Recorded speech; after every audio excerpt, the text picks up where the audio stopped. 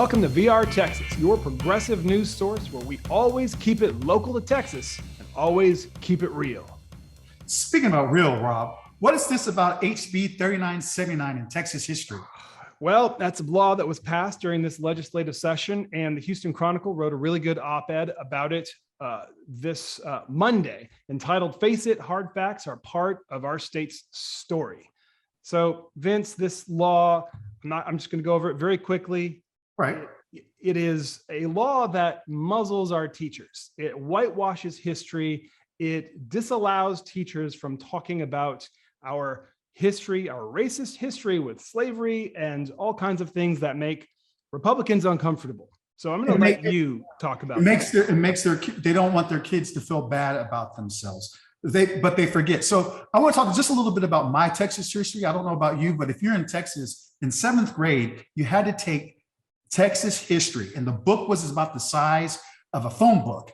And all through that stuff, you have stories and legends about all these people who were heroic and doing the good work of the manifest destiny. What was cloaked in all that is that they were being authoritative and they were being oppressors.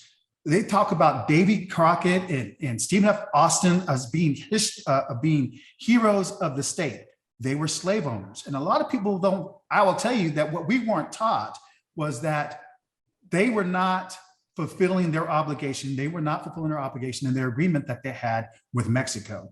And Mexico said, you can share this land with us as long as you don't have slaves. Stephen F. Austin and the people in Texas were violating that rule, okay? And that's why that's what started the war with Mexico and Texas. And throughout that whole thing, through this Texas history books, they're teaching us to be proud Texans, but forget the whole nature of what happened. It's the history, but they don't want to tell you is the history of Texas is that the white people came in, they wanted to share the land, and when they realized the wealth of the land, they wanted to take it from everybody else and make other people second-class citizens. I don't think that should be erased, and what you're seeing right now with HB 3979 is them trying to go back to those times where we don't want to hurt white folks' feelings. We don't want kids to feel bad about themselves. Yeah, exactly. And it's the same people who who were against taking down Confederate monuments because doing that is erasing history. They don't want to talk about the reality of history because they don't want to hurt little kids' feelings. Really, the issue here for them is that they really don't want to admit that maybe grandpa was wearing a hood at night. Maybe he was burning crosses in the evening after you were bouncing on his knee during the day. But that's the truth of it all. And one of the things about this that just lights me on fire is that they treat this as if self-improvement is unpatriotic, as if being self-critical means you hate the nation or the state. On the contrary, you must be self-critical. And you must do it out of love. There's a very personal example for me that it's outside of this. And I wanted to hear your thoughts as a Black Texan because this particularly hits you hard. But for me, I think about this in a different context, and that is my father's Turkish.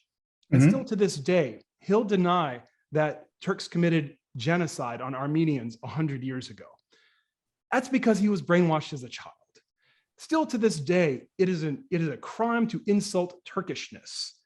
I love the country of Turkey. It's my heritage. It's my background. That's not the way we should be doing things, but that's the way we're headed. That's exactly the same strategy that these Texas Republicans want to employ. It's a strategy that is quite honestly a snowflake strategy because they don't want to admit the hard truths as this article lays out. But at the same time, it is a tried and true strategy of authoritarians that has been used throughout history.